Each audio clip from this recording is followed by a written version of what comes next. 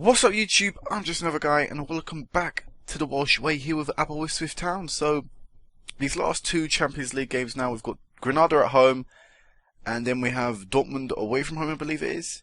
Yeah, I think it's Dortmund away from home. So Granada have been a team that have beaten us quite badly so far. I mean, 4-0 against them, I think it was 2-0 against Dortmund, 1-0 against Chelsea, then 2-0 against Chelsea.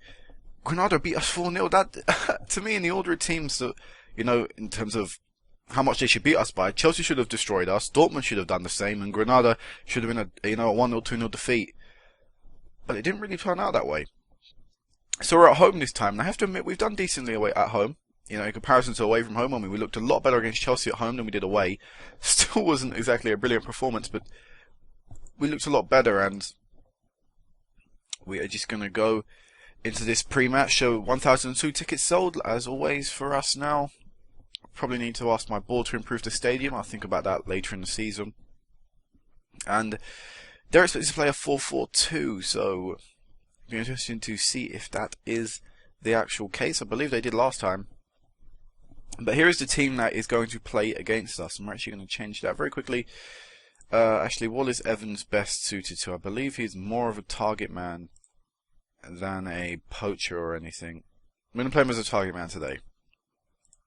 And yeah, we'll put him as attack. So this is going to be a team. Again, pretty much the same team as you've seen pretty much every game in the Champions League so far this season, with the exception of Will Evans playing up front today alongside Nathan Green, 16 years of age, coming from our youth intake last season. Has done pretty well, and I decided I'm going to give him a Champions League game. Billy Alessandro is just coming back from an injury yet again. So he played in the Champions League game against Chelsea, got injured in the next match, and ended up having to, being out for 2 weeks and had to come back. So that is why he is not starting today. He's only on the bench because he's not exactly fit. Also, something I quickly want to talk about is Wales as the nation, as a national team. So Cohen Drake played and Connell have both played in the team. I believe they both featured in the Albania game. Well, Connell featured in the Albania game, and in the Faroe Islands game, Connell featured again. Gareth Bale played in that game. He was re-entered into the team. And then this was the World Cup qualification playoff match, and I was hoping they would do really well. Connell started in this game as well as Cohen Drake. The game went on 2-2, so I was really hoping they'd win in the resultant second leg, and I'd hoping they would do a lot better, especially at home. But with Cohen Drake not playing or Connell not playing, they could only muster up a 1-0 defeat, and in the end, Wales won't be going to the World Cup. But encouraging signs there to see that the nation is now nearly qualifying for World Cup competitions. So clearly, if we continue to produce good youth players ourselves, as well as the likes of Cardiff, Swansea, Newport, you often find a few Welsh players pop up in like Liverpool and Southampton every now and again, things like that. If basically teams can continue to produce good youth players for Wales, we could find that in 4 years' time, when the next World Cup qualification comes around, we could get that a little bit closer and maybe get to the World Cup. And I really want to try and really want to take Wales, the Welsh national team over. And I'd like Chris Coleman to leave. I'd like to take over one of the Welsh squads, definitely. Just give me that little bit more of an idea of how other young players are in the nation, and maybe even try and sign them up for the team. Wow, this guy must be very good. He's on 2.9k a week. I've seen about better than my team. I've seen better in my team. But yeah, that's about the nation quickly. So that was enough about them. So let's go into our game. Aberystwyth Town versus Granada CF. They are going to play a 4-4-2. Cadillac up front. Kwon Hoy, or Hoy, I think it is. I fancy Granada to win this game. I looked at the lineup. Granada seem to have more about them than Aberystwyth, and I expect this quality will show throughout the match. So the 8-1 favourites on to go on and win this game. I would like to pick up our first point here. I feel if with any of these games remaining, this is probably the best place to pick one up.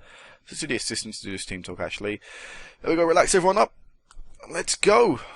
Gone to 3D this time. Hopefully nothing lags. I did record the other episode on the same day, so this is just a little later on.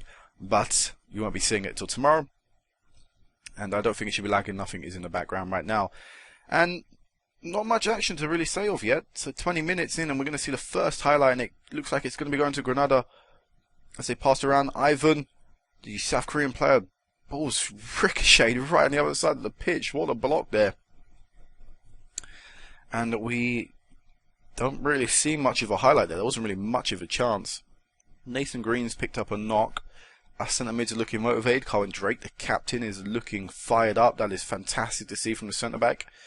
Scott Drake's picked up a yellow. That's not good. And it looks like it's going to be a pretty boring first half. 0-0 and only one highlight. You know what? That's that team talk there. If I can just click on it. If we get a goal, I make us favourite to win. Go out there and make that happen. We had a lot of them nodded in agreement, listen passionately. Two people look motivated. I think that's a pretty good team talk. And Nathan Green, I need to keep an eye on him. I'll probably end up having to take him off. I'll probably end up bringing Billy Alessandro on and playing him in a more advanced role than the false 9 he's used to.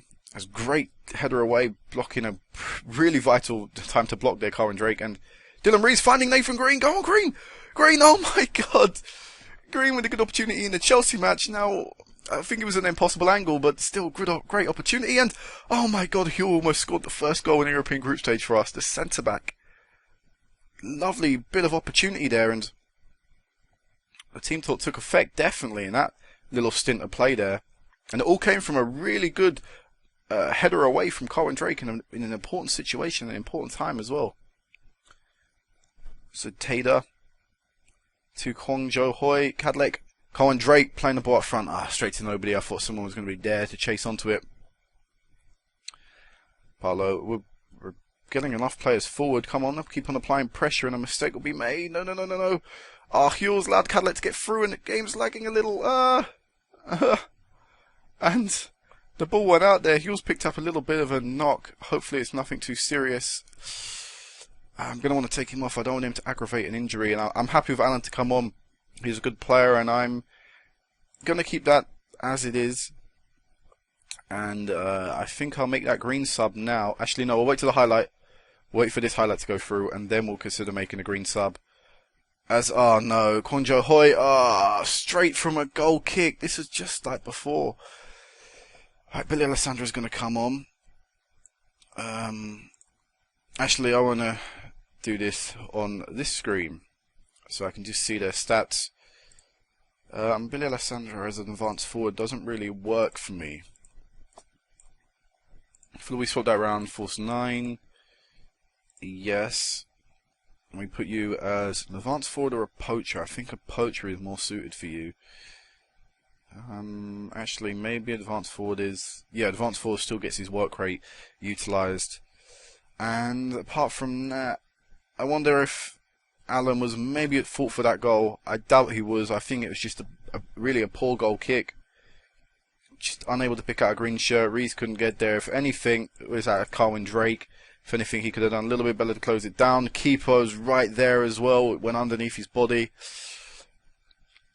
Really, I say that goal has to lie on Cornell, just not being on it for the goal kick, and ended up coming back too quickly than he was expecting. Alright, so we have 13 minutes remaining. I'm not going to go attacking yet. Last 10 I'll go attacking. It's Cadleck. Goes through Cornell with a nice save there. Goes about for a throw-in. Alright, we'll go attacking now, and I'll actually make some tactical changes. Alright, attacking. Retain possession, play wider. That is all good. We'll bring Win James on. We'll swap you two around. We'll play target man up front. Attack. And then you will stay in advanced forward because I know you've got high work rate. And we'll go like that. So let's see if we can create an opportunity. Come on, Cornell. Good goal kick out. Aim for that target man. Just about finds him. Simon James with Gunter. Viv Gunter still the ball. Alessandra. Out wide to Viv Gunter. Come on, play through Win James. Play through someone. Play through Dylan Rees. Come on, whip this one in. Play it in. Oh, why would you go for the shot? Come on, that is such a good position to whip the ball in, and you've gone for the very greedy option there, Dylan Rees. He did all the hard work.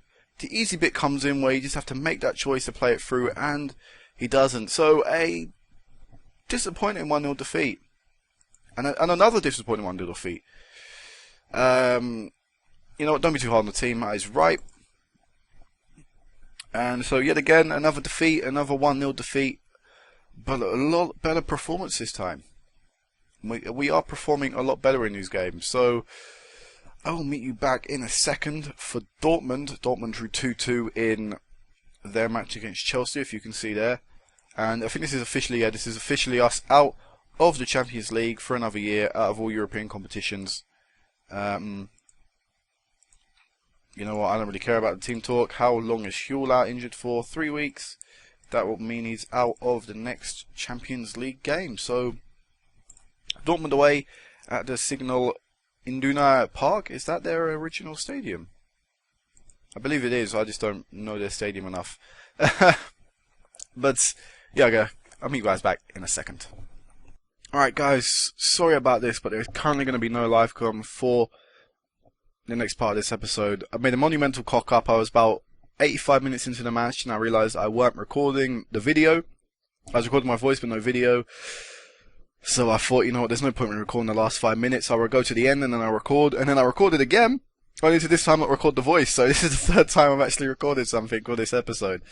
For the second part of this episode. But last game in the Champions League we lost 3-0 and it was a completely abysmal performance from the team. We were no way, shape, form in the team. Look at the match ratings there, match stats for our players.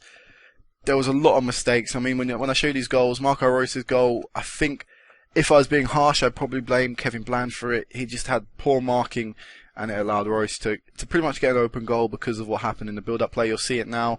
Attack down the right. Really, really easy. Great save from Cornell, but I feel Bland was just way too easily. He just allowed his marker to jump. And he just didn't mark up Bland. Second goal was definitely a mix-up between Bland and Cornell. It was, I don't know what they were doing here, but it's just so poor. And in the end, it's a simple goal for the striker, and that was just, you know, the first 20 minutes that just proved that I was going to have a bad match. We didn't have a shot until the 90th minute, and they scored just before half time. I was trying to get it in at 2-0, and this happened in injury time in the first half. So the game was over after 30 minutes, and really it was just a disappointing way to end the Champions League. So that is it for our European campaign. Dortmund ended up finishing the group in second place because of that win and because of Granada. Actually, no, sorry, they didn't. They had equal points, so Dortmund ended up going to the Europa League despite that win there because Chelsea drew with Granada in the last game of the season. 1-1.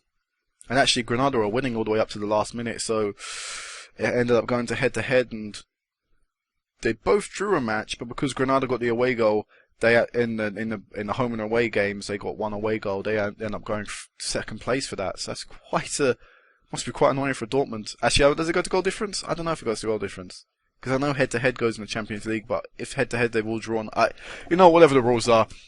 Granada got second, Dortmund got third. Chelsea won the group. They already knew they were going to win the group from about the third game when they knew they beat us for the first time. They were like, "Yep, that's us. We've gone through." We end another group stage without a win, without a draw, without a goal. -13 goal difference. I probably did the worst out of every group, actually. Red Bull Salzburg got a point. Yeah, they didn't win a game. They got 2 draws. They didn't win a game. They got 2 draws. We lost all 6 of our games. Anderlecht. Actually, we did better than Anderlecht. So we're not the worst team in the group stages. That is something. That is a positive. We'll take that away from the team. We'll take that away from us from this campaign. But this is it for Europe. So financially, it helped us so much with the 7-point-odd million or the 8-point-odd million that we got. Jumped us right up there in our finances. However, we lose about 200k a month due to the fact that our wage bill is now so high with so many bonuses and so many add-ons and things like that. Our backroom staff is very large as well, but I feel like that's a necessity that we really need. And so, we're just losing money now. It's pretty much pouring out of the side. And next season I've decided I'm going to slim down the squad a lot. And also anyone that I feel is going to be really important in the future I've signed down to long-term deals. That is why Carwyn Drake has now got a 5-year contract on £975 a week. He only wanted a year's deal, but I thought with the logic, if I can tie him down to a longer deal and offer him more wage now, in the future, if our squad is now improved and the league reputation improved and all that stuff, and players are now demanding more money, this guy will still be on £1,000 a week, just about £1,000 a week. And I'm happy with that. I'm willing to pay that. So, that is all the stuff there. That is the plan there anyway. In terms of our, facilities and things like that, Training facilities are going to be improved in a month's time. I don't know what they're going to be upgraded to next in terms of like rating, because I have the worded one, so I think it's going to be like below average and average, is it? I don't know how the order goes, but they'll be upgraded soon. We've got youth facilities planned, so hopefully we don't lose too much money, and I'll try and upgrade my training facilities again at the end of the season, so that can be done next year along with our youth facilities, because that's the idea now. I really want to be pushing on with the facilities. And yeah, this is going to be it for now, guys. So sadly no live comm in this second part of the episode, but I don't think you really missed out on much anyway. So next time I meet you back will be the end of season update, and until then guys, peace out.